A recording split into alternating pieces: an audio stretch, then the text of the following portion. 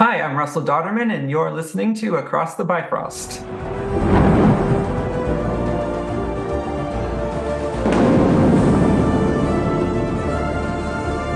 Whosoever holds this hammer, if he be worthy, shall possess the power of Thor.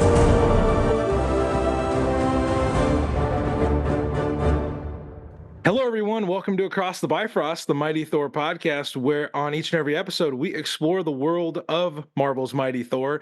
I'm your host, Ryan Doze, joined by one of the Warriors' three members. Faz is here. Faz, big day for the podcast. Are Big you day for the excited for this? I am excited. I have been looking at art all day, been looking Just at art flipping all through week, panels after panel. just trying to reread as much as I can to get excited and hyped. And I need to apologize to my job later for that, but we're excited. You cut out of work early. This is worth it. Everybody, we've been kind of teasing here and there throughout the last few weeks about what this big interview was going to be, and it's here now. We are joined by former Thor artist, fantastic artist, just in general. Russell Dauterman is our guest on the podcast today. Russell, thank you so much for making this happen today. It's an honor to meet you and talk with you. Oh, thanks so much. It's an honor to be here. I know this is a long time coming, and I'm very happy to finally talk to you guys. Okay, so Russell just mentioned something there that I feel like needs to be discussed at the top just a little. Russell and I have been like pseudo emailing pen pals over the last few years, and A he's long been time. incredibly gracious. So everybody, this is a long time coming, but hey, we're here to talk to Russell a little bit about his like getting into comics, like what kind of makes him tick in comics. And then of course, because we're a Thor podcast, we are going to talk about Thor, and then at the end we'll talk a bit about, things that you've been doing, closer to now, like Scarlet Witch, a little bit of X-Men, some Hellfire Gala, and all that awesome stuff. And we are going to end with our Jason Aaron named Thunder round. And I know Russell has probably got a few things about working with Jason, so that's kind of just going to be a cool conversation. But Russell, we're just gonna jump in, man. What were some of your first memories of comics and just superheroes in general? Well, I was a child in the 90s, so it was sort of the perfect storm in 1992 where that summer Batman Returns hit. Oh, Um, okay. and I was just absolutely obsessed with that. Michelle Pfeiffer Catwoman is, one of my favorites. So I was obsessed with her and that movie. And then I feel like a few months later, X-Men the Animated Series hit, and also Batman the Animated Series. But, X-Men especially, I was just completely blown away by that. And, Storm using lightning to change her clothes, and Rogue punching a Sentinel in the face, and Cyclops with the knot, all in the first episode, I think all got me super hooked.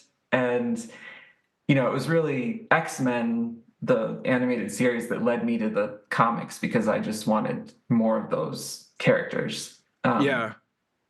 And I think I probably wanted to get more like Catwoman and also, but when I, got my mom to take me to the comic book store, I feel like the Catwoman comics at the time were not anything similar to the Batman Returns Catwoman, but the X-Men comics at the time were almost exactly what the cartoon was.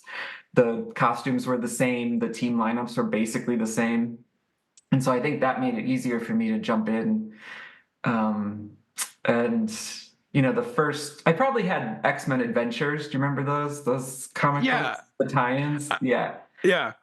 I probably had those first, but the comic I really remember is Uncanny X-Men 302, which has like Colossus on the front and an incredible double page vertical spread. So you had to turn the comic of Storm by John Romita Jr. That I think once I saw that, I'm like, oh, comics are my thing now. So that, I became a comic store goer, although it took me probably too long to figure out that they come out every week. Like I would just, my mom or dad would take me to the store and I'd just get to buy a few comics and I'd just pick some X-Men ones that had characters I liked on the cover, or, I got really into Generation X. So that was the first series I ever collected, in full. And around the time of, I want to say like 97, maybe, whenever the Joe Mad stuff was happening in X-Men, like the Shi'ar stuff and Operation Zero Tolerance. Oh gosh, yeah. That's when I figured out that comics come out every week, and I, became a Wednesday warrior. Yes. But yeah, and then, from there, I was just getting everything. Like, I loved the George Perez Avengers. 'Cause I really loved Scarlet Witch, and so I loved her in that. And I read all of Force Works and the Onslaught. Yes, I did. I did read all of Force Works. I feel like no one read all of Force Works. Me, I'm You're the one that finally got through that. Good grief. I mean, I remember really liking it as a kid because Wanda was leading the team and just being in the bathing suit costume. She was pretty awesome. And then I read the Onslaught era Avengers, which I think most people don't like either, but I loved. And it had Wanda in one of my favorite costumes. It had Wasp as an actual wasp, which I loved. Yes. Yeah.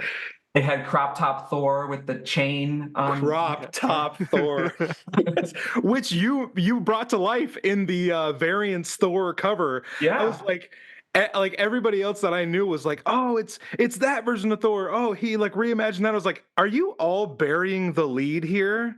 He made crop top Thor a thing again. There's some Thor fans that don't even know about that. I'm just like, guys, this is what we should be prime talking location about. in the thing too. You Right, can see he's it. Yeah. The location was a request from editor Will Moss. Oh, cool. He commissioned that cover for me. He said something to the effect of, I really hope you're going to give some attention to the crop top Thor. And I'm like, as if I wasn't going to. Right, why wasn't? I love that. It's just so wild. Every piece of that costume is wild, and I love it so much. Another true example of why Will Moss is a real one. He's requesting that. Yeah, we have in the past we have gotten the really just a fantastic opportunity to break down an issue of Thor with Will Moss, and that was like going to graduate school and fantastic. breaking down a comic. He broke down was it Faz one of the first few issues of Immortal Thor with us. Yeah. Oh, I need to listen to that. Will's awesome, and he's just been he was so generous with his time that day, and he's great. You already mentioned Generation X, and you mentioned a few of the Avengers like Scarlet Witch, which obviously you're very involved with Scarlet Witch right now. Did you have any other favorites as a kid that you really gravitated to, or was it mostly the X-Men, Scarlet Witch kind of that era?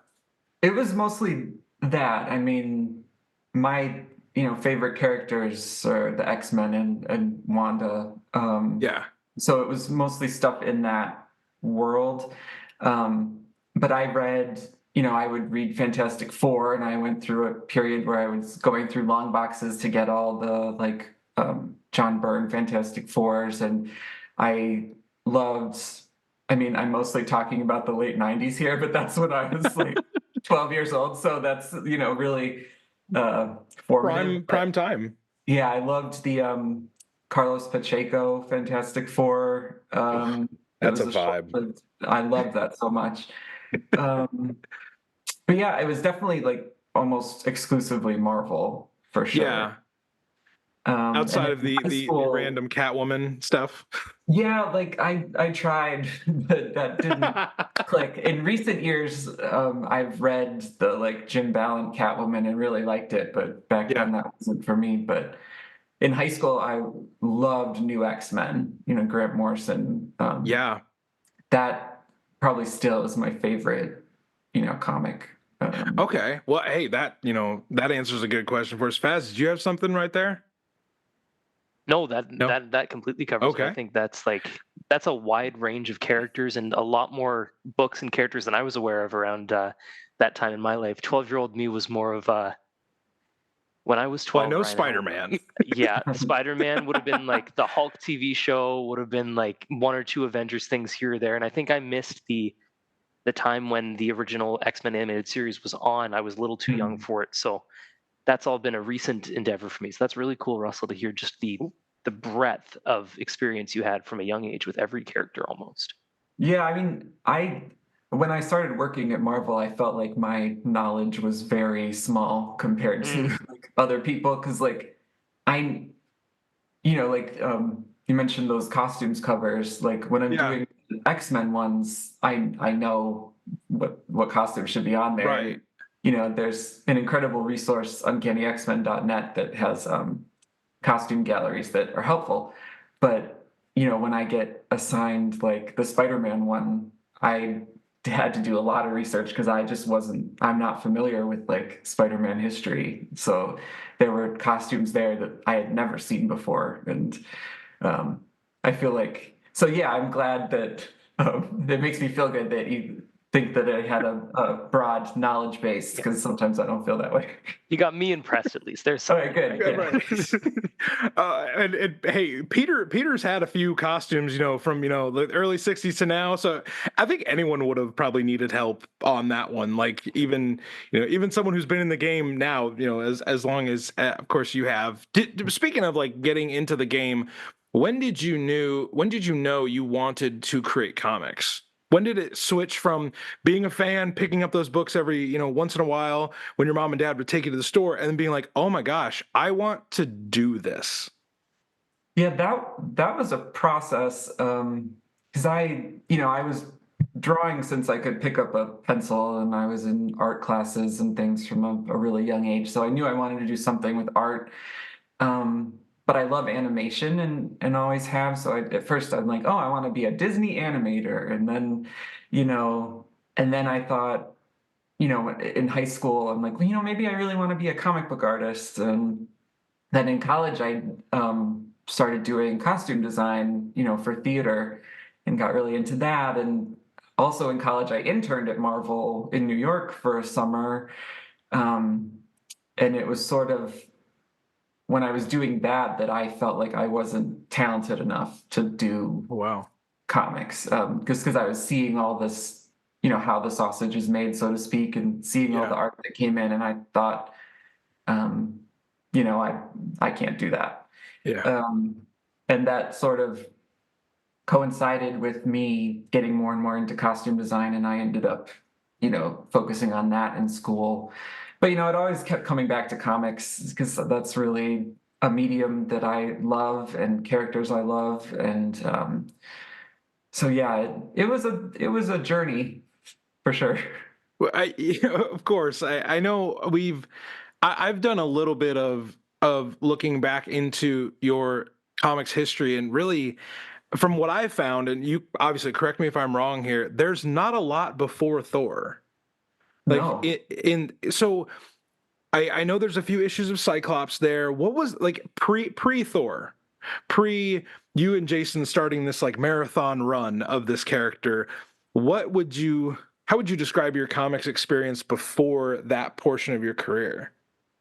My comics experience before then was mostly, well, I should say, for a few years before I got Cyclops, I was doing a series for Boom Studios called Yeah. Superbia, Okay. um, which was sort of I was the artist on it. I didn't, write it or anything, but it was kind of like Desperate Housewives for superheroes. So it was about all Oh, the spouses of the superheroes. I'm gonna put that on my list. Yeah, And that honestly. was, I mean, the art, I'm sure, looks very different from maybe what you were used to from me, but that was my first big opportunity, and I'm, Okay. very grateful for it. And Boom was wonderful to work with.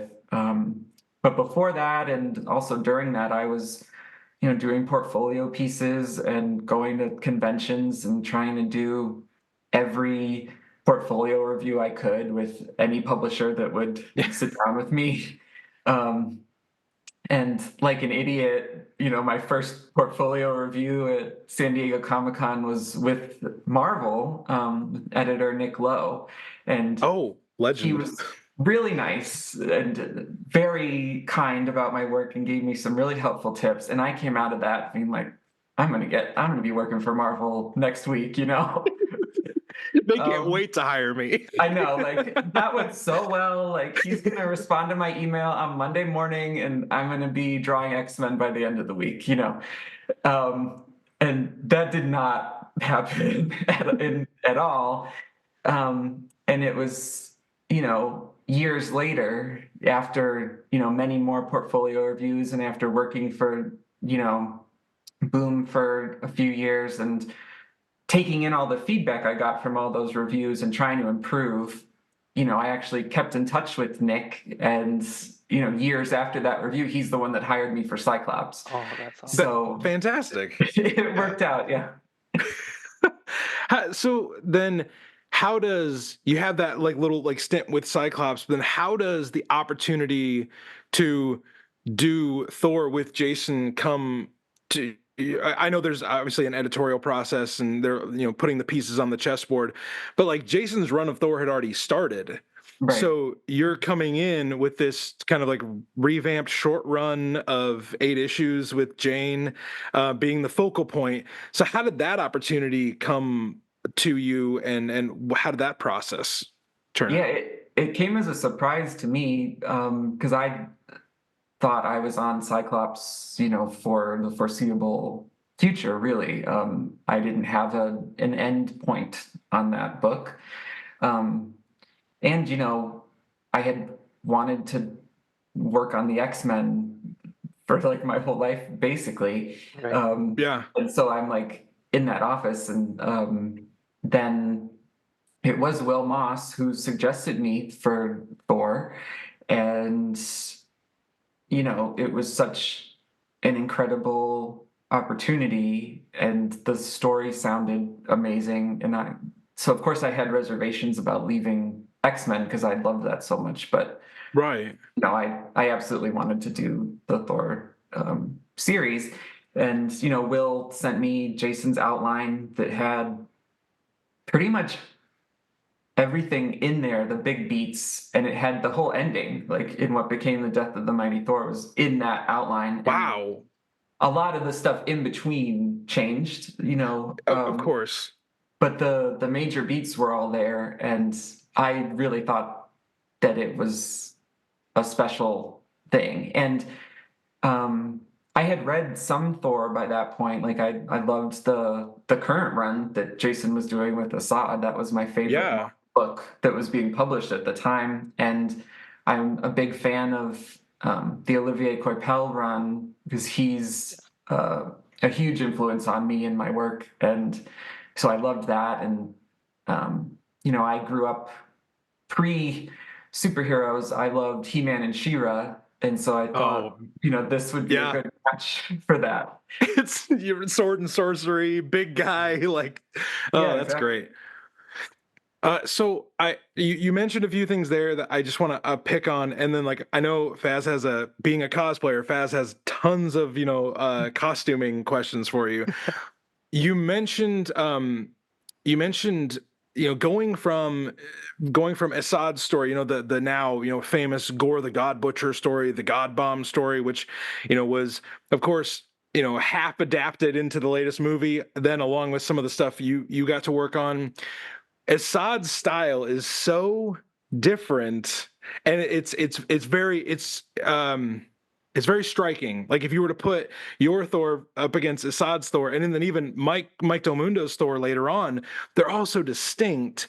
But you're jumping into this run after the God Butcher story, which is pivotal in my own relationship with this character. Then you jump into Jane, a woman, a female character becoming Thor, a predominantly throughout his history a male character. Did you personally get any like backlash from that? Was that something that you had to deal with? Because I know Jason has talked about in the past how like people were talking about it on The View before an issue had even come out. And it was like probably not a lot of comics talk on The View, throughout the years, but they were going to talk about this. So did you get any of that backlash? Did they interact with you? Did the public like, hey, this is what we think about your work? Because this is really like the first thing you've sunk your teeth into outside of Cyclops. Yeah, the View thing was a complete surprise to me. Like, I didn't know that was happening. Like, Whoopi Goldberg is pointing to my cover, like, on TV, and that was just wild. But I had the benefit of being relatively unknown when that book came Okay. out. So I wasn't on Instagram yet, which is, where I'm most active now, and I barely use Twitter. So I didn't really get much of the brunt Okay. of that backlash, so much so that I was like, the View thing happened. I'm like taking a picture of my TV and sending it to everybody I know and, all that. And then I just kind of went about my day really. And it wasn't until like that afternoon that Marvel's then talent manager emailed me to check in and like see how I was doing. How are we doing? I'm like, why are you emailing me? And then I had to Google it, and then I, saw some of the responses. But generally, I tried to stay out of it. Well, probably better safe on that. Faz, I know you've been chomping at the bit. Like design questions, style questions. There you go. I've letting you off the leash, man. Go for it. I'm not going to go too crazy with this, but given that it sounds like costume design is a passion of yours, I feel like there's a thing that we can connect on here. So I know you designed a few of the Thors throughout, and you had to draw like 50 bajillion Thors over the course of your time with the two things. How did that process work? Like, were you and Jason talking back and forth about, I want this one to look like this, I want that one to look like that? Was it a collaboration, or was it like, whatever you want, Russell, you're the expert in this stuff, get in there? How did that process go for you? It was kind of a mix of all that. First, I loved getting to design so much of the Thor stuff. Part of, to go back to what you guys were saying about Assad before, I was really nervous about coming on because I felt like the Thor God of Thunder art and Assad's work was so perfect, and I thought it fit Jason like a glove. I thought it had that like heavy metal vibe, which was not my style at all. Like, if he's heavy metal, my work is more like pop music, so I felt very nervous and I had a lot of anxiety about doing it. But once we started to do more of the design work, I felt a lot more comfortable because I felt confident that that was something that I could do. Usually I'd get a prompt, from Jason or the editors. It was usually something fairly general. And then I design something and send it to them for their feedback. Like, for the when Volstagg became Thor, like the War Thor, I think the main thing was that, he's Thor now, and he has the ultimate Thor hammer. And I think that was pretty much it. So I designed a costume that had a red cape, excuse me, and it was very heroic looking. The colors were brighter, like more like Volstagg's traditional colors. And, then I sent that to Jason and the editors, and Jason then said, I love this, but I think he's going to be more of a darker character, like a more ominous character. And what if we did a darker color scheme? So I kept the lines of the costume and the silhouette exactly the same, but I made it black and silver instead. And that instantly made him a more formidable character, a more intimidating character. And it was a much better contrast with, the ginger beard. And I think it was overall a better design. So like, that one was really collaborative. With like characters like the Norns, who had the star robes and the like eye symbol over their faces, or Malekith's war witches that had the little eyeballs coming down from their hair, or Viking Loki. Like, that stuff I had free reign with. pretty much. And that stuff's like very in my wheelhouse. I love witchy mythological stuff. So like those were a real treat. And that was sort of just like, Russell go nuts with these. Yeah. And then, like I got to design Thor's look that became his look when Mike took over the book. And the remit for that was, they wanted a return to classic Thor with nods to the Assad Ribic design. So I kind of took that as a base and added in more, because that was sort of like, there were spikes on that and it was really dark and it fit that book absolutely perfectly, but they wanted something between that and his classic look. So I tried to, merge those together. And then I think I had pretty much the whole costume, but I had kept the black arm that he had. Yeah. And Will, again, because he's brilliant, suggested, what if we made it gold? And so then we made the arm gold instead. So yeah, I mean, really collaborative. I mean, there were so many that I loved designing. I mean, the Queen of Cinders, like the Surtur's daughter. I loved designing that. And Too something hot. like that. Too hot. Yeah. I loved her with all the spikes and the pointy boobs and the giant horns everywhere. I thought she was so cool. And then, but it was character like that or like Carnilla or Malekith. Those were established characters that I just needed to put a new twist on. I mean, the Queen of Cinder wasn't, but she was an evolution of Surtur's design. Yeah. So, that was a different challenge than, doing something totally new, but also, really fun. All right, I have a lot I have to unpack here because that was awesome. The first thing I want to say, Russell, is no, you're good. No. The first thing I have to do is just pay a compliment that I'm sure you hear all the time, but in the same way that Assad really fit the art for the God of Thunder run, the Mighty Thor was tailor-made for you in a way that Ryan and I still talk about all the time. Like your art. No joke. We talk about it quite frequently. Like, I mean, obviously we're a Thor podcast. We're obsessed. I'm a Thor cosplayer. Ryan posts constant Thor things, but like the way that you took that, like you said, it's a heavy metal thing and made it into a pop hit almost with Jane Foster was just. And this is how you get to find out that our podcast swears sometimes. It was fucking perfect. And I had to start there because when you said you were worried about it, it made me think like you didn't need to be like, oh my God. From the very first cover, from the first panel, it was just this is perfect for the story that they're telling. Well, thank you. On the topic of War Thor. Here we go. He is one of our favorite things about when we did the whole Jason Aaron run. We couldn't shut up about it. We like to call ourselves. We like to call ourselves the Warriors 3, right? So there's 3 of us normally. There's none of us get to be Thor in that scenario. I'm Fandral. Will, the guy who couldn't make it today, he is Hogan usually, and Ryan likes to call himself Volstagg. I have wanted this man to cosplay for years at this point. And when we read those books, I was like, it's done, Ryan. This is what you're doing. You need to do the War Thor. It is the coolest Volstagg I've ever seen in my whole Did you do life. it? He hasn't done it yet. So I haven't done it yet. Seeing any photos of any of this. I'm mentioning it to help you believe put me, the pressure on him. It's got to happen eventually. It's too cool not to. It's so fucking good. Here's the thing. I'm not opposed to it.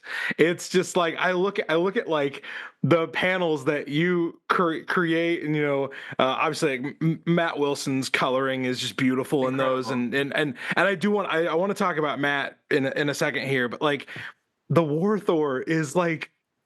I remember reading those issues for the first time. I was like, holy shit, Volstagg is an A-tier character. Yeah. Let's give him his own movie. I was like, dude, it's too much. Too much in the best way. One of my favorite Thors. Doing that. Sorry, I interrupted you. No, gosh, no. Interrupt me all you want. But Faz, it'll happen. Now, it's just, it was such a perfect story, Russell. The way you guys had like I'm looking at him again right now, and it's just this gentle giant lover of children, like the one who's always finding a way to avoid a fight and be there to eat food and help care for people instead, gets broken by the terrible things that happen, and he turns into this heavy metal. You're sitting here telling us that Assad is perfect for heavy metal, but this is the most heavy metal thing I've seen in my entire life. I had to It's channel my inner Assad for that, I think. yeah, Oh I'm gosh. looking at the spikes on the hands. He's got the crazy Ultimates Mjolnir raise, and it's just those issues were so much fun. And seeing, Yeah, oh my god, Valerio Schiti did most of the interiors on those. I yeah, did design in the covers, and I did some of the framing sequences, but he really killed those issues. They're incredible. And that design, so I sent in two versions originally, and the first one that they didn't pick would have made it harder for you to cosplay it, because the other thing they had told me about him was that I thought it was gonna be a mystery that it was Volstagg. I don't. Yeah. And so this is a terrible idea, but I sent it anyway. I had on the back of the helmet, there's like a chainmail that comes Yeah. down. I had that on the front too, like kind of covering from under his eyes down to his beard. Okay. It looked terrible, and they rightly said so. But I mean, that would have made it more difficult for you to cosplay it. But now you have the beard. Okay, the beard is a dead giveaway. Like who's got a big red beard in Asgard? Well, really, Ryan, one guy. You don't even have to dye your hair, your beard red for this. I'm willing to sacrifice on that. We just have to get the giant ultimate Mjolnir going, the black battle armor. It's gonna look great. It's gonna be so cool. We do. I feel like I don't know if you remember, but we did a little bait and switch with those covers when the solicits came out, because we had my art was the same, but we had Matt do a different version for the solicits where Volstagg's hair was white, so that people might have been confused that it was Odin instead of Volstagg. I'm sure those are online. I know I posted back on my Tumblr or whatever the solicit versions, but yeah, we did that one cover where it's an homage to Walt Simonson with Beta Ray Bill. That cover, the solicit version, had a white beard to throw people off. We'll get our crack research team on that, Faz. Yeah. Just Google some stuff. Well, Russell, I speaking of like posting things and sharing stuff, like your art is so easy to share, because it's like, okay, well, we've got this issue. Okay, what do I not share?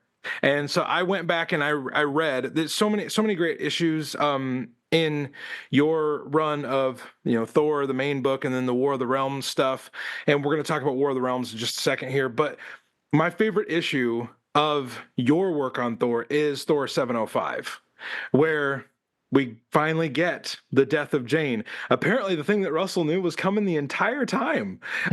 So I was able to talk to Jason about that a few years ago when he joined us, and full disclosure here. That issue is one of the only issues of comics that has ever made me spontaneously cry. And so again, I know that the header said the death of Jane Foster. Like I'm not an idiot. Like I knew it was coming, but sometimes even when you know that something is going to end a certain way, the emotion, the tension, and the building up to that loss is still so powerful. And we get to that end when you're on this journey with Jane for so long, and you've really like defined her in this role of Thor, getting to that issue where she's getting killed off. What was that issue, kind of the end of that mighty Thor run like? It's still in that prelude of War of the Realms, but we're reaching kind of a pivotal point in Jane's story. Yeah. Well, I'm glad. Well, I was gonna say I'm glad that you cried, which is not what I mean to say at all. But I get it.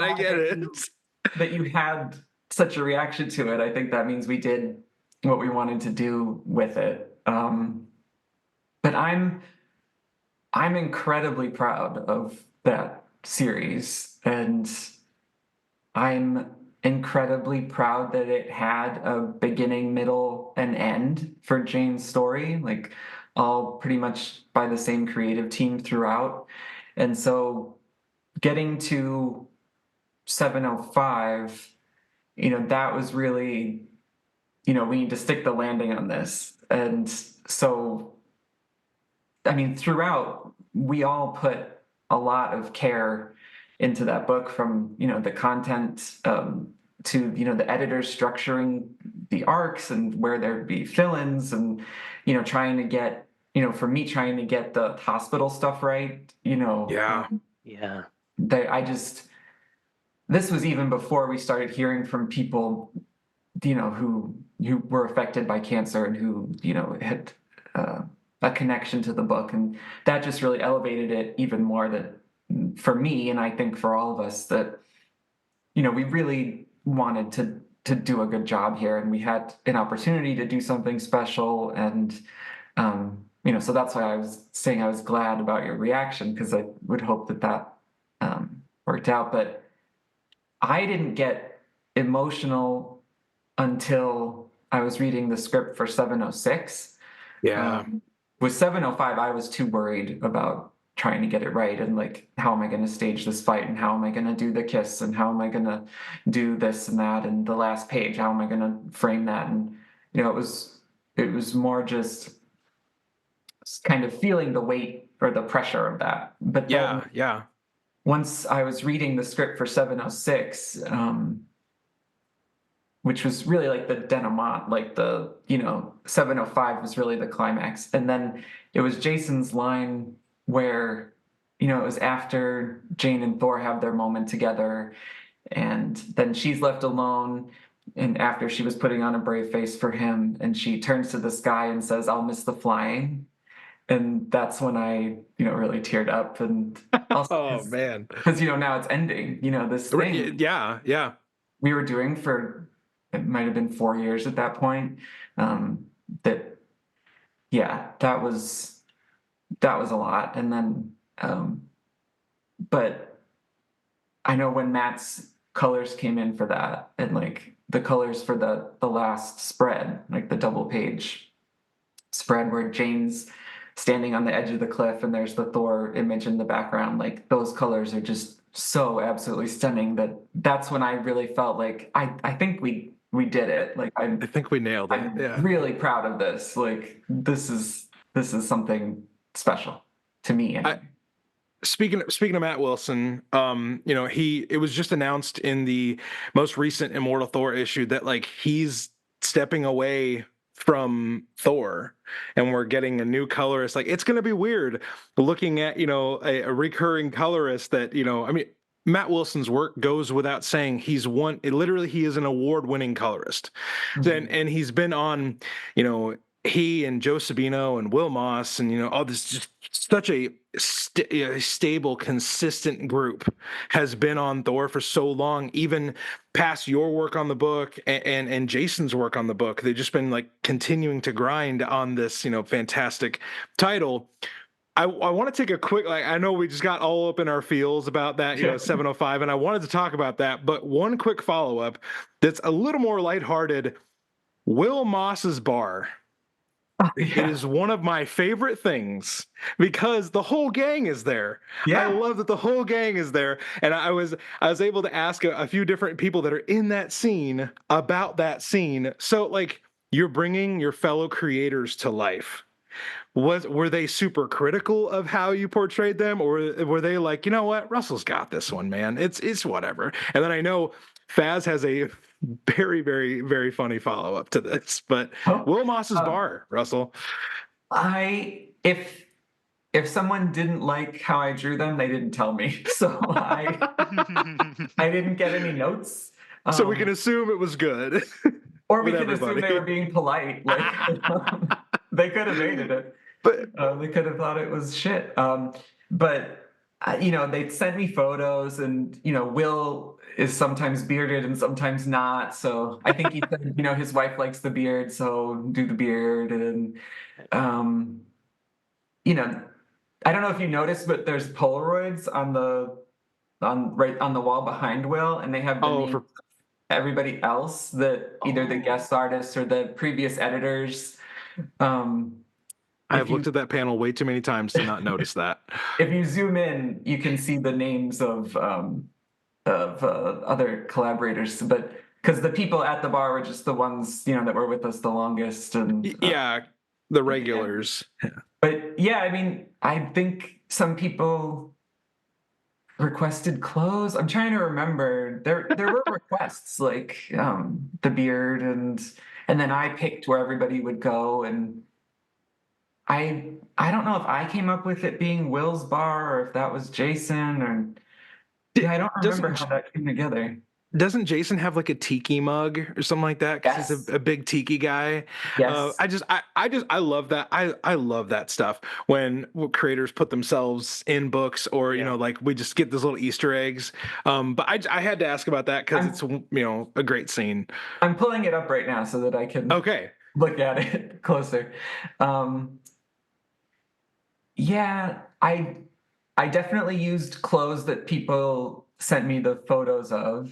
And yeah, on Okay. the back wall there's, Chris, John, Steve, Charles, Valerio. Yeah, the names of all the people in the Wow. background. That's And awesome. then I remember trying to get Jason's tattoos right. Oh Um, gosh. So I was like really poring over like photos of Jason's arm, trying to match his tattoo properly. Yeah, that was really fun. I'm putting out an art book, and I made sure that that page was in there because I wanted all Oh, Oh, the 100%. we creators to we be in will we will talk Russell Dauterman the art book there. Yeah. for sure. But On yeah, that it was topic, a wonderful group of people, and you know, Matt is just the absolute best. I mean, I, he's one of the best artists I know, period, like colorist artists, anything. Hard to argue with. I'm sorry that he's, stepping away from Thor because his recent stuff with Martin, Oh, hello, I think is how you get pronounce it. out. I'm not sure. Yeah, But it's just stunning. get out of town. Yeah, so good. Matt is coloring some stuff for me right now, some interiors. So, Oh, nice. That combo works, everybody. Like with the people at Marvel, it's a proven formula. It works. yeah. Something that we meant to ask earlier that kind of just came up through here. Your art style, Russell, is so unique among Marvel artists, and the level of detail that you bring, especially when you go through interiors and treat them almost with the same detail as you do with your covers. How do you manage to balance that in a workday where you have to draw that much? Like Ryan and I were talking when prepping for this, like those big War of the Realms splash panels, you can zoom in to any little corner and it'll be as if that person is the main focal point of the entire comic with just an insane level of detail. Can you talk a little bit about that process and how you get to manage to pull off that freaking incredible level of detail? Well, thank you. That's very kind. I don't manage it well. During the 5 years of working on Thor, I almost never had a weekend. So like it's just a lot of a lot of hours.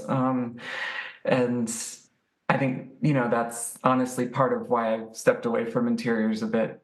Yeah. Since Yeah. then, it's just I hate to complain about it because it's very much a dream job getting to draw these characters that I love and in this world I've loved since I was a kid. So I don't want to complain at all, but it is very time consuming, and I often wish my work were more representational or were less detailed. But then it seems like when I try that, I'm like, well, I should put some more detail in this, or I should draw a little more.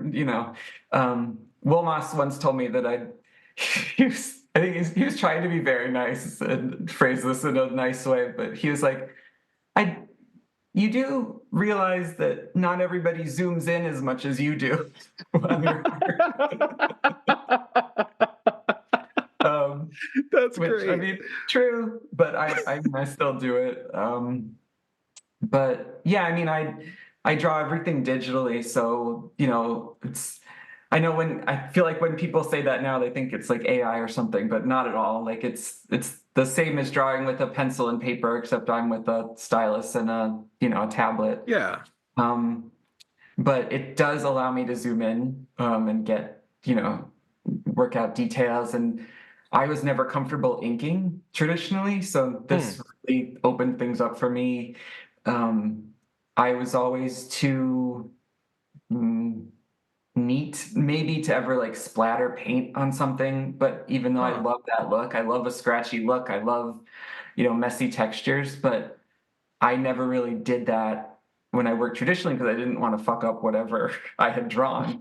But Right. working digitally, I can put that on a layer and I can experiment and I can do all these effects. Like that's something Matt and I worked out over the first, I don't know, year or so of working together was, well, how do I set up this file so you can work with it? So if I'm drawing flames from fire, I'll put that on a different layer, and then Matt can color it, and we can add a glow on top of it, and we can add texture on top of that, and then Matt can put layers in between that and the line art, and so he and I really go back and forth with all that, like how we can use digital stuff and different layers to maximize how we work together.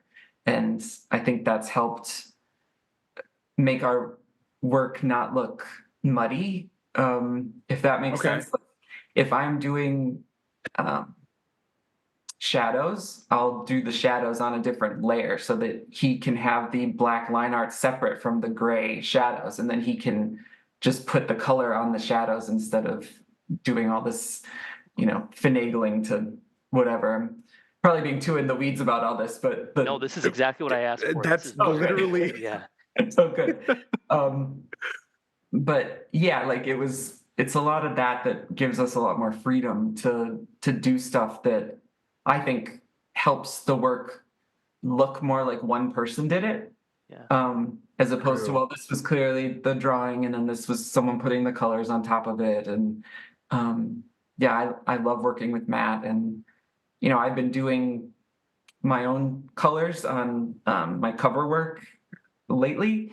And everything I know about color, I learned from Matt. He's very generous with teaching me things, and he's a genius. And but it still takes me a long time. So if I'm doing interiors, I'm always, can Matt do this? I'm always reaching out to Matt even before I would accept the thing because I want Matt to do it. I love working with him.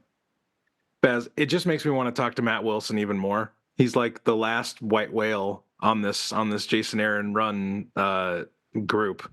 I'm sure And you'd have a lot of great insight. oh, Love I mean, Thor, too. there's just so many things we would want to talk to him about because I mean, literally, he's done so many issues. Like Mhm. honestly ridiculous how many issues he and Joe and Will have all been a part of. And but anyway, Faz, we just need to keep plugging away, trying Yeah. to get Matt Wilson. In the interest of keeping the train moving too, I'm not going to get too deep into the cosplay because I already bullied Ryan about it already to start, which was great. But other than the War Thor, which of the Thors that you've drawn would you like most to see brought into cosplay? Or ones that you may have seen that have been done really well? I know there's been a lot of amazing Mighty Thors in the time since this book came out. Yeah, I mean, anytime I see a Mighty Thor, I get pretty happy. I've seen a few Jane Foster Valkyrie, which I also designed. Yeah. Um, I don't know if I've seen her with the wings, like with the big gold wings. I'd love to see that. Right. It's probably really complicated. I've seen a few that were incredible with the base costume, but seeing the wings would be pretty awesome. I apologize to the cosplayers if I actually have seen that already, but yeah, I'd love that. I've seen some great ones of the my Thor costume with the gold arm. Um, I'd actually love to see. I'd love to see an Odin and Freya couple. Um, Oh, I did a couple totally. designs for both of them. I really like the I mean, this would be really complicated to do cosplay of, but the armor from War of the Realms that Odin gets, I designed that. I'd love to see someone try to do Freya's, headpiece with the giant hair. Yeah, That would be a project. that'd be pretty cool. That Odin So- is definitely on my list like 15 years from now when I've got a bit more gray going. I don't know you if I can beefed pull it up a off at the lot. moment. Yeah, I got to hit the gym every day for the next 25 years. You can Or just build wear like like an Iron those Man suit. padded Yeah. bodysuits, right? Yeah. Yes. 3D print a bunch of it really thick so I can't move around, but it looks really good. And you got to get the fake ravens to put, on your Yeah. Oh, of course, 100%. of course. Faz, I'm gonna ask the question. But I feel like it's necessary. We need to ask. We need to talk Okay. about it. There is a meme that became a thing from one of your panels. It is Faz. What does the original panel say? Like, calm thyself. Yeah, I think it says "calm thyself down," something to the effect of that. And people very astutely made it a "calm thy tits" meme. Oh, What are your thoughts on that meme? Because I have used it to mixed effect in the past, and sometimes it gets a laugh, sometimes it doesn't. Usually Oh, depends on the audience. I love it. Some guys on the internet don't take it well. Oh, But do you love when people do that kind of stuff? Or I love like, it. I love it. I saved that when I saw it. I, send it around privately. It's so funny. Of course, like whenever anything like that happens, my first thought is always, is someone making fun of me? Oh, And then I'm like, no, this is just really funny. Like this drawing, it fits that perfectly and it's hilarious. And no, I love it. it's so funny. It's so funny. It's so I love great. it. I'm sorry to hear that people did not take it well. Oh, it's usually the people that you think wouldn't like it. Okay, That's why I yeah. sent same it people anyway. we truly do not care about. The ones that are mad that Yeah. Jane's The- involved at all. The same right? people that Yeah. were probably mad about Thor: Love and Thunder, Faz. Yeah, I mean- speaking of Love and Thunder, Russell, how did it feel to see Marvel love the run so much that they were like, let's make this a major feature film and pull so much from it as it went? I was so overwhelmed. Like I had no idea that was happening. I don't think Jason knew, or if maybe he did. I don't remember. I just remembered like texting everybody right away when the news at Comic-Con came out and Natalie Portman held up the hammer and I'm like, are you seeing this? Oh my God, it's happening. It's happening. I really didn't think it would ever happen because, she wasn't in Ragnarok and I thought Right. she was done with the Thor stuff. And so I was completely surprised. And then when the trailer came out and we saw her in like the pretty comics accurate costume, like catching the hammer, I was just so blown away and so happy. And I mean, still just overwhelmed. It was hard to really process it. But the thing I loved the most about it was that they didn't shy away from the cancer stuff.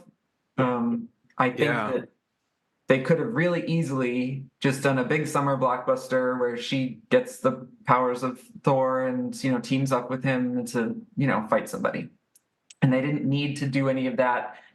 Because I think it was kind of a risk to do it in your big popcorn movie, but it's so crucial and to her storyline and integral to the character that I'm glad they included it. And, seeing I guess spoilers for a few-year-old movie. I feel like anyone Year-old movie, yeah. But there's the scene when she's in the hospital bed and Mjolnir's, floating nearby that was like very reminiscent of the scene from, I don't know if it was 703 or 704, but I was like, oh my God, they're like doing that. And it really was, I keep saying overwhelming, but it was. But I don't think I'd even still like processed having seen it. It was just like a fever dream, really. It was kind of cool, like to see, like, I know right after like the news started like break about like Love and Thunder and all the images and stuff, like when the trailer dropped, I remember Jason had shared like, here's Falagar, and like right side by side with Assad's art, you're just like, oh my God, And there are parts like in like some of those more intimate scenes where you see the thing was like that is a Russell Dauterman panel if I've ever seen one. And like it's just I can't find another way to say it. It's fucking cool to see that stuff. And it was like if you're not a comic book fan, you're like, oh, that's kind of cool, giant monster or floating hammer in a hospital. But if you're a fan, you're like, motherfucker, I know what that's from. Like, it's just so cool. Meme, right? Pointing. Yeah, just the DiCaprio. Exactly. Yeah.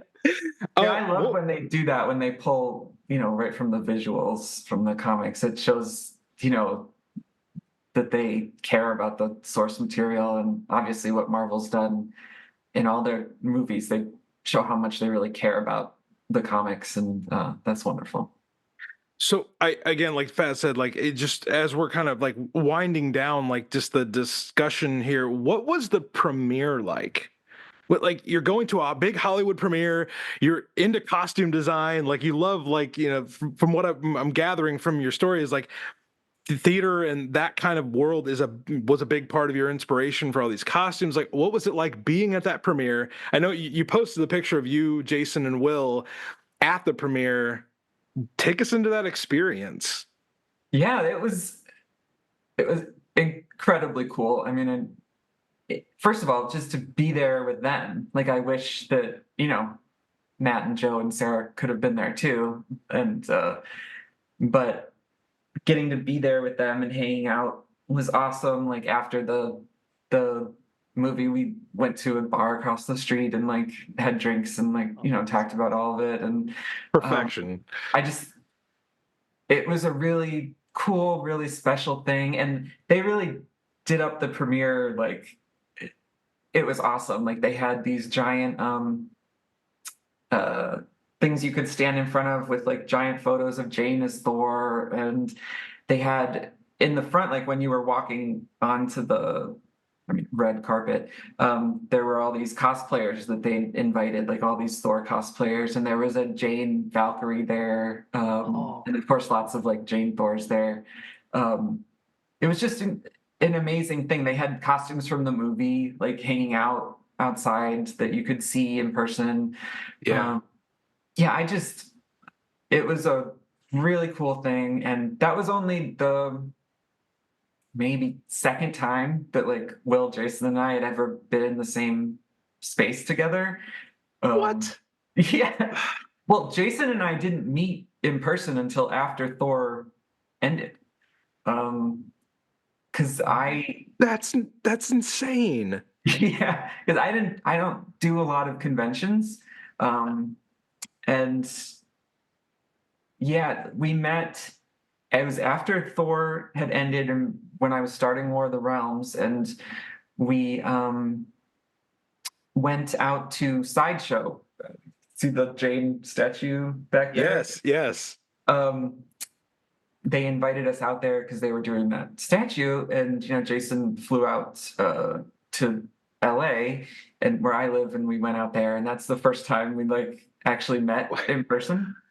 And then all of us, I think except for Joe, got together when War of the Realms was coming out. We all went to C2E2 together, and Cool. Arthur Adams was there. He did the War of the Realms, a legend, and so we all went out to dinner then and hung out. And but yeah, that was the only other time.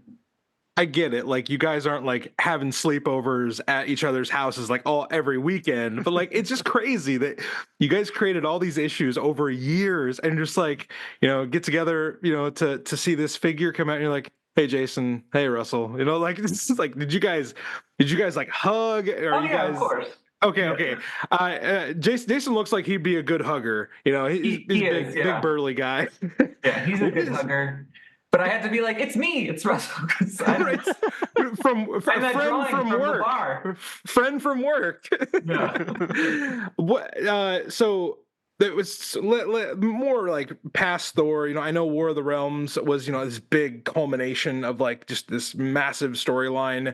You kind of moved into doing more X-Men stuff. You kind of returned to doing X-Men covers, and there's Hellfire Gala stuff, and then Scarlet Witch. Can you just kind of like give us a little bit of a a taste test of the last few years. And just so you know, Faz and I we have ladies in our life, his wife, my wife, and our good friend Haley, who is a mega fan of yours. We offered her the third chair in this, and she's like, "Oh, no, no, no, no, no, no, no, no! I would be way too I couldn't do it." So she's here in spirit, but also a big Scarlet Witch fan, and we What would was her be. name again? Her name is Haley. Oh, hi, Haley. Oh, she's gonna love that and maybe hate me for it. So they're all big Scarlet Witch fans. I mean, literally the Scarlet Witch solo title that you've been doing the last little bit with Steve Orlando and that crew. It's the only book that my wife reads, Russell. Oh. Only book. Like she'll maybe pick up a Star Wars here and there, but Scarlet Witch is the only thing that she messes around with. Doing X-Men, doing Scarlet Witch, what has the last few years of doing those things been like for you? Because I know you said this earlier, you kind of stepped away from the interior game. Yeah, well, that makes me really, first of all, really happy that your wife, likes that book. I hope she likes the new one, and I'm doing some interiors on one coming up. So I've made her very aware Okay. that's happening. I think it's issue 3, right? That you're doing. Issue 3. Okay. Yeah. It's where Wanda's evil variant lore comes back, and I got to do a design for her, and I'm drawing the fight between the two of them.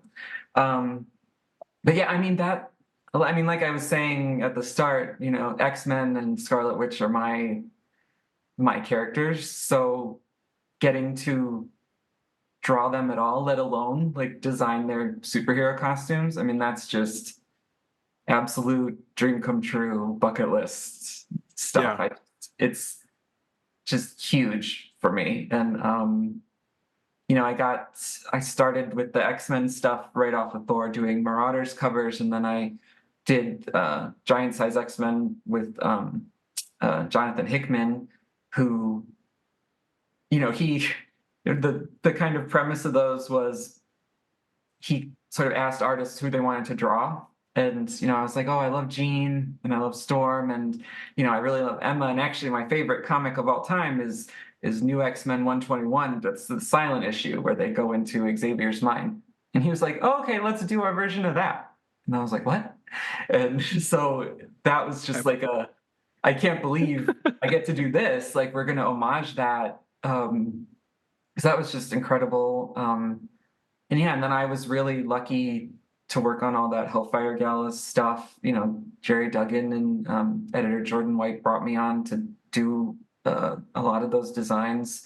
That was huge for me. And then doing the, team reveal, X-Men team reveal at every Hellfire Gala was a huge treat. And then, doing the Scarlet Witch stuff is just, it's really been perfect for me. Like that's so my wheelhouse of what I love to draw, like witches and, Wanda and all the like witchy supernatural stuff. I think those covers are, I think Thor is the thing I'm proudest of, and those Scarlet Witch covers are my favorite work I've done. I think it's okay. That's also the first ongoing cover series that I've done all the colors for. So that was, right. challenge for me. And it's been excellent. I love working with Steve, and then getting, I did an issue of interiors in the first volume that Matt colored brilliantly. And then he's coloring the interiors I'm doing on issue 3 of this new run. So yeah, I'm just really thrilled. And then, I get, on the like art book, I put all 4 of them on the cover. So it's Jean, Storm, Wanda, and Jane Foster, Thor. So I feel like that's, if I've done anything at Marvel, I would hope it's those 4 characters can be my thing.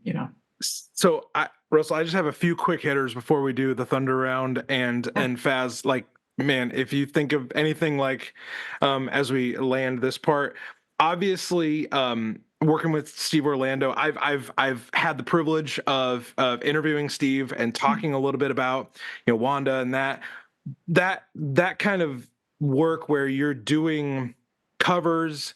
Are you getting to dabble in the design for that? Like, did you get this new look for Wanda is in sensational. Oh, thank you. Did you get to like flex your costume design muscles on that one? And if so, like what went into the process of giving Wanda that glow up? Oh, well, thank you. I really appreciate that. That costume started as her Hellfire Gala costume for the second year. They were bringing in heroes from across the Marvel universe. So I did Wanda, I did Doctor Doom, I did Spider-Man. That Doctor Doom is unreal. Oh, yeah. I love that one. Thank you. I just got HeroClix just put out like a set of that. Yes. I'm so excited about it. But it's the most Victor Von Doom ever. I'm really glad to hear that. I've seen some cosplay of that. That's incredible. That is some work. Yeah, that it was a lot. It had the face mask and everything. But yeah, Wanda's costume started there, and I had reached out to folks at Marvel saying, Wanda's one of my favorite characters. If there's ever going to be another solo series for her, I'd love to be considered to do the covers if you'd ever consider me for that. And they're like, oh, let me see. And then, they came back and was like, oh, do you want to do the covers? And also, we really like this costume you designed for the gala. Would you want to adapt it for her new superhero costume? And I was like, absolutely. Like that was just best day ever. Yes. Try not to react too fast. It was one of those like, what bad thing is going to happen to me tomorrow? Because this is too much good stuff. So yeah, I adapted it. The gala look had a beaded crown, and it went her chin, and so it was really elaborate. So that needed to go because you couldn't draw that over and over in interiors, and it wouldn't make sense to like be strangled with that as you were fighting or whatever. Oh yeah. So I did more of a traditional crown and worked in some of the pattern from the MCU version of the crown, which I think looks incredible.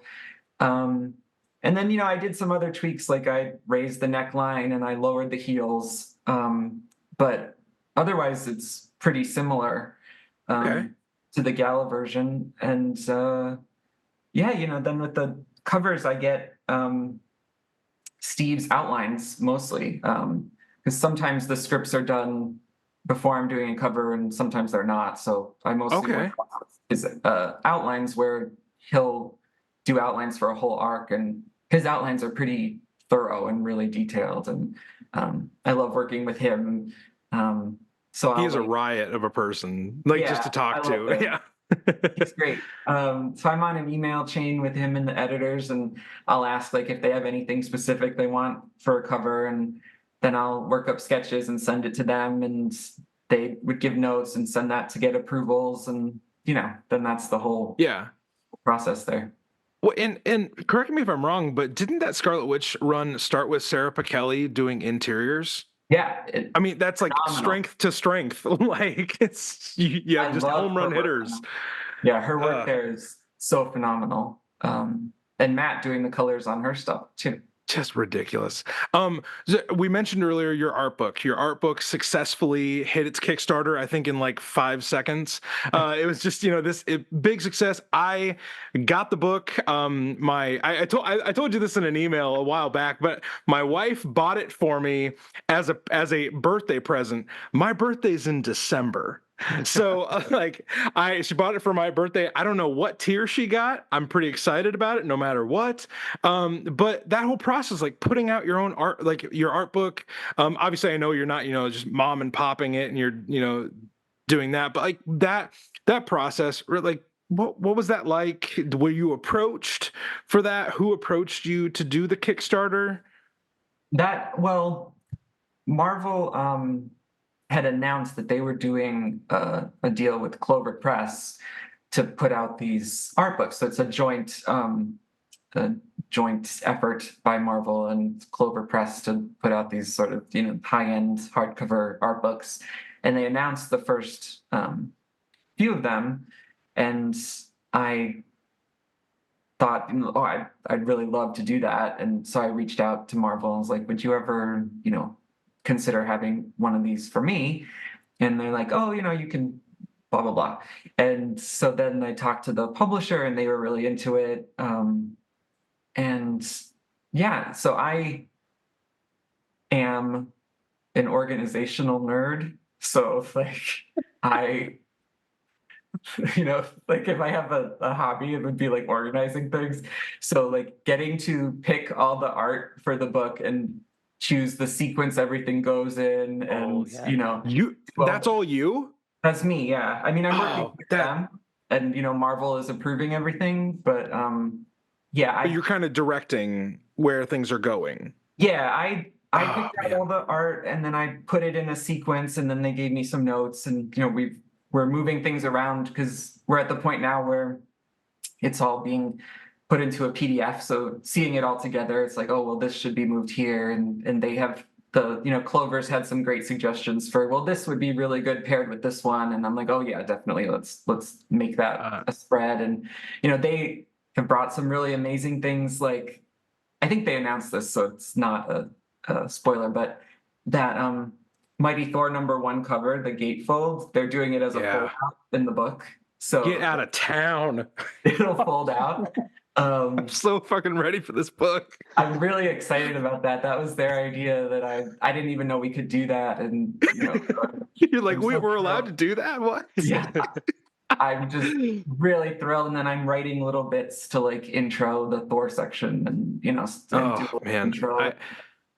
I'm so excited for that book, really man. thrilled about it. It looks beautiful, and all the add-ons are so just awesome and cool. But hey, Russell, you've been so generous with your time today. We are going to dig into our Jason Aaron named Thunder Round. Faz, do you want to give the first question? We can just ping pong them back and forth and shut it down, and then we'll tell people where to find Russell, and we'll hop aboard the Rainbow Bridge and get out of here. Faz, go for it, man. So, like Ryan said, this is named the Thunder Round because the All-Father Jason Aaron himself was disappointed in us for being uncreative on this Thor podcast. In us, I think he was specifically disappointed in me. So this is your chance, Russell, to be more creative than we are. He's too nice to be disappointed in you, so yeah. Okay, well that's definitely reassuring. Helpfully additive. Ah, yes. Our first question of the Thunder Round is: if you could have one superpower, what would it be? Okay, so I've thought about this a lot, in my line of work. But yes, something I think about. So this is not like it's not a sexy, exciting power, but I would want some sort of luck-based power. Oh yeah, that could apply to me and my loved ones. I think it's really practical because you could have like guaranteed health and happiness, and win the lottery, and just like domino style, just go your way. So I'd want very that. altruistic, very altruistic. What is your biggest pet peeve? I mean, too many. I really beat myself up when I notice errors that I made in my art after I've already sent it in, and especially after it's already been published. Like that bothers me so much. And it's usually like the little tiniest thing that like only I would ever notice, but like that really gets under my skin. It gets you. When I find those. Yeah. I need to just stop looking at things after I'm done with them. There's like a perfect balance of looking at it enough to be proud of it without looking so closely that you see an error and want to fix it. Yeah. Exactly. Just throw it across the room. Found that balance. Yeah. What is your go-to snack or drink? Snack, cereal. Give me a box of cereal and I could just eat the whole thing in one sitting. Nowadays, cereal. Well, nowadays I try to be healthier, so I'll do like a Kashi Go, like cereal. But really, if I could choose, I would have Raisin Nut Bran, which is not Raisin Bran. Okay. It's Nut Bran, which is the one. It's the one where the raisins are coated in something delicious, and they're they're incredible. I could eat a whole box of that in one sitting. Drink.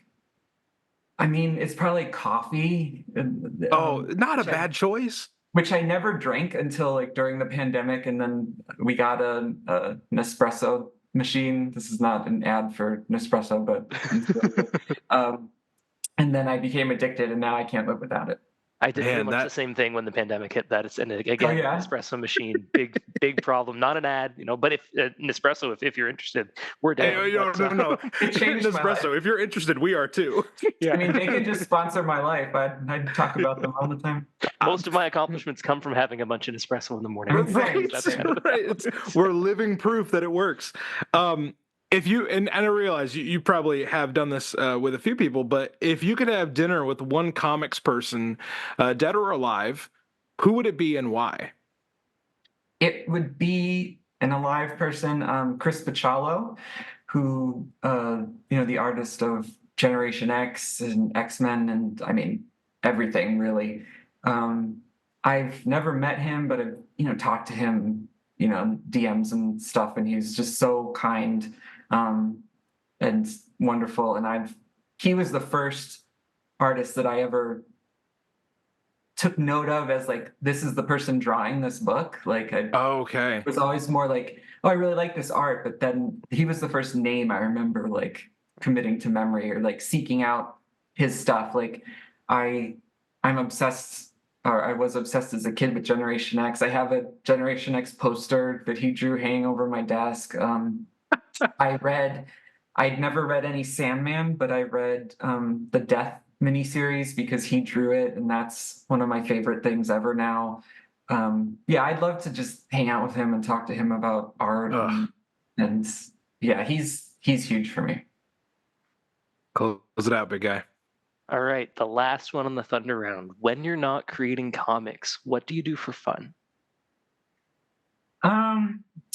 My favorite thing to do probably is to go out to restaurants. I love Nice. food, and I love trying new places. So that's probably my ideal, night out would be, going to a restaurant. When Jason was in LA, I took him to my favorite restaurant, which also, not sponsored, but it's Son of a Gun. The name of it is Son of a Gun in LA. Okay. Gun. What kind of food is it? It's seafood, but like kind of with a twist. Like they have an amazing lobster roll. They have I incredible love a good linguine lobster and roll. clams. They have a deconstructed key lime pie. So it's like Get out of here. a key lime yogurt with like a crumble and then like a foamy thing. It's just unbelievable. And the restaurant's really cool. Like it's small and it has this kitschy nautical vibe to it. Great drinks. Yeah. Wow. That's This place awesome. looks really cool. I'm checking it right now. The Google master himself. Well, Russell, thank you so much for talking with us and chatting with us and really just taking us inside like comics that mean a lot to us, and also just like explaining your art to us, like to strangers on the internet that just have read a few comics of yours but appreciate your work so much.